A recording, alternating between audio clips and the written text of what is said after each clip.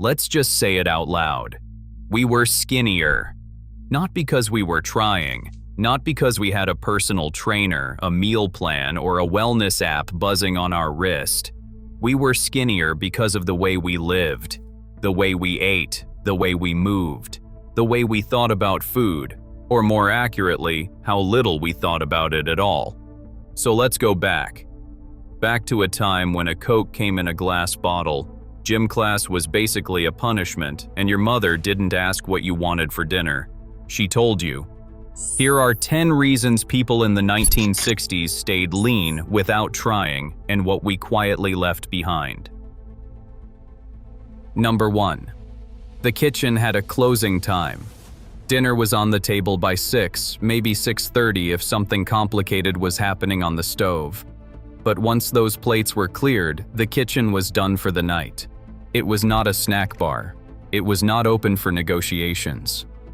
The lights went off, the counters got wiped, and that was the end of it. Nobody wandered in at 10 o'clock looking for leftover pot roast. Nobody stood in front of the open fridge at midnight, staring into the cold light, waiting for inspiration. If you said you were hungry after dinner, you got one answer: drink some water and think about breakfast. And you know what? It worked. Your body got the message, adjusted, and showed up hungry the right way. In the morning, like a normal human being. That simple, invisible boundary between eating time and not eating time did more for people's waistlines than any diet ever invented. Number 2. Snacks were not a lifestyle. The after-school cookie existed. We're not going to pretend it did not. Maybe a few crackers, maybe a handful of peanuts from the jar on top of the fridge, if your mom was feeling generous. But snacking was not a scheduled, branded, color-coded event. There were no pouches, no on-the-go packs, no 200-calorie options that somehow made you hungrier than before you started. You had 3 meals. Between those meals, you had something called waiting. Your stomach learned to be patient because it had no choice. That gap between meals, that quiet, empty stretch where nothing was happening, is called a natural fast. And it did the job without anyone giving it a name or charging $30 a month for the privilege. Number 3. Soda was a reward, not a reflex. If you got a Coca-Cola, it was an occasion. A small glass bottle, ice cold, usually at a diner, at a drive-in, or at someone's birthday party. You held it with both hands. You made it last. Nobody was walking around with a gallon cup of cola. Nobody cracked open a soda at breakfast. Nobody used it to wash down a meal 3 times a day. Pop was a treat. And because it was rare, it stayed that way. The modern world turned a special occasion drink into a daily habit, and then wondered why the numbers on the scale started climbing. Back then, your beverage was usually water or milk, or that lemonade your neighbor made from the can that tasted like sunshine and too much sugar. But not soda, not every day, not by a long shot. Number 4. Physical education class was not optional. Physical education in the 1960s was not a gentle introduction to movement.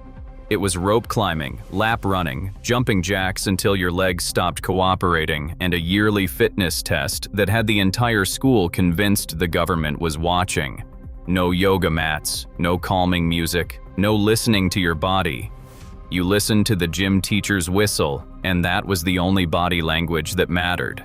Girls did calisthenics in matching uniforms that looked like they were designed by someone who had never actually moved. Boys ran until they could not, then ran a little more. And if you forgot your gym clothes, you did it anyway, in your school clothes, slightly mortified but still sweating. That was twice a week, every week, no excuses. Not a boutique class, not a subscription, just mandatory movement, baked right into the school day.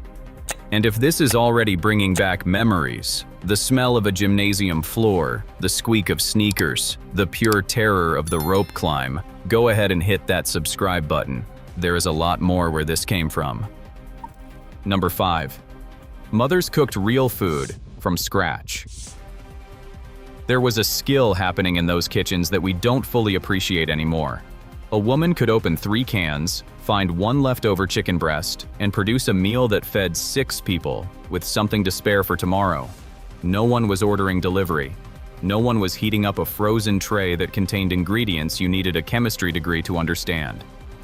Tuna casserole, Salisbury steak, a pot of soup that started Monday and lasted until Thursday, meatloaf that had an assigned night of the week, like it paid rent. The food was simple. The portions made sense. And because somebody made it, with time and attention and a recipe they knew by heart, you didn't eat more than you needed. It was satisfying in a way that processed food never quite manages to be. Number 6. Lunch was packed, not purchased. The paper bag.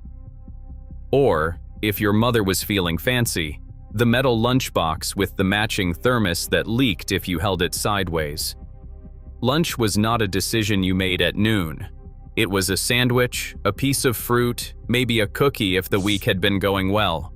No customization, no menu, no asking for dressing on the side or swapping out the bread. You got what was packed. You ate it. You went back to class. And the beautiful thing about a lunch that was decided at 7 in the morning by someone else, it had limits. There was no upsizing, no adding a side, no impulse purchase at the register.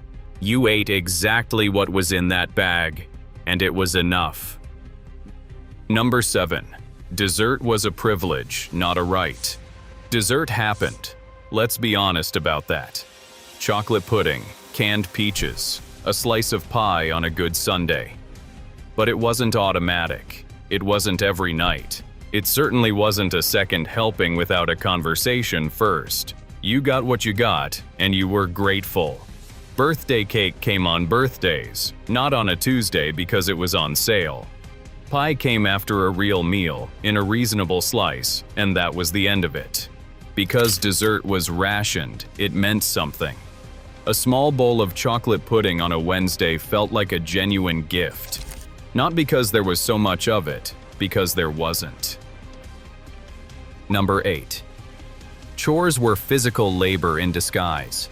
You were not sitting still.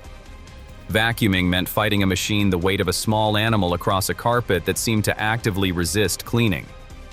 Laundry meant carrying wet clothes in a basket that tested your lower back and your patience in equal measure. You hung sheets on a line outside. You pushed a mower that had strong opinions about whether it wanted to move today. You washed windows, scrubbed floors, polished furniture, and raked leaves into a pile that you then jumped into and had to rake again. Nobody called it cardio. Nobody tracked their steps. But by the time the Saturday chores were done, you had moved your body for 3 or 4 hours straight, and you earned that lunch. Number 9. Outside was the default answer to everything. Bored? Go outside. Loud? Go outside. Don't know what to do with yourself? Go outside. Come back when the streetlights come on. And nobody asked follow-up questions. There was no planned activity waiting. No screen to walk toward. You walked out the door and figured it out, because the alternative was staying in and helping with chores. So you rode your bike. You climbed something. You built something that fell apart. You ran until your lungs gave you feedback. Not because fitness was a goal, because it was just what outside looked like. By the time you came back in, dirty, starving, slightly injured, your body had done an entire workout without either of you noticing. Number 10. Nobody was thinking about their body, and maybe that was the whole secret. You ate dinner, you laughed, you cleared your plate, passed the bread, spilled your milk, and told a story about something dumb that happened at school. Food was part of life, not the main plot. You weren't tracking, you weren't calculating, you weren't feeling guilty after every meal or proud after every salad. You just lived. You moved because movement was built into the day. You ate because meals were real and regular and made at home. When you look back at the photographs from that era, there is something quietly remarkable. Everyone looks comfortable in their body. Not because they worked hard at it, because they barely thought about it at all. If this brought back a few of those memories, the lunchbox, the gym class whistle, your mom's Tuesday chicken, go ahead and subscribe. There is more coming, and you clearly have good taste in throwbacks. Leave a comment. What is one thing from your daily routine back then that kept you moving without you ever realizing it? Until next time, keep it simple, keep it moving, and don't overthink dinner.